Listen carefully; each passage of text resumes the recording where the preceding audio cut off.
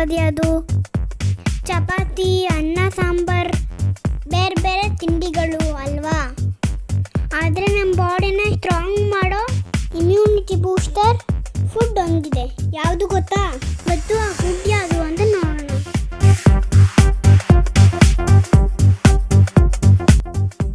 ರಾಗಿ ಮುದ್ದೆ. ತುಂಬ ಮಕ್ಕಳಿಗೆ ರಾಗಿ ಮುದ್ದೆ ಅಂದರೆ ಇಷ್ಟನೇ ಇರಲ್ಲ.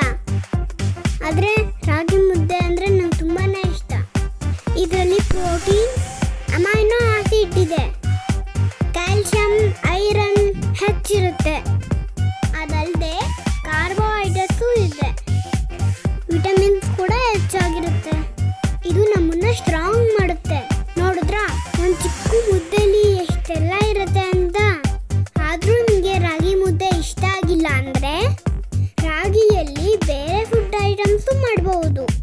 ರಾಗಿ ರೊಟ್ಟಿ, ರಾಗಿ ಹಲ್ವಾ, ರಾಗಿ ಕೇಕ್, ರಾಗಿ ಉಪ್ಪಿಟ್ಟು, ರಾಗಿ ಶಾವಿಗೆ, ರಾಗಿ ದೋಸೆ, ಎಷ್ಟೆಲ್ಲ ವೆರೈಟಿ ಇದೆಯಲ್ವಾ. ನಾನು ಚಿಕ್ಕವಳಿದ್ದಾಗ ನಮ್ಮ ಅಜ್ಜಿ ರಾಗಿ ಮುದ್ದೆನ ಹೆಂಗೆ ತಿನ್ನಿಸ್ತಿದ್ರು ಗೊತ್ತಾ? ಲಾಲಿಪಾಪ್ ಥರ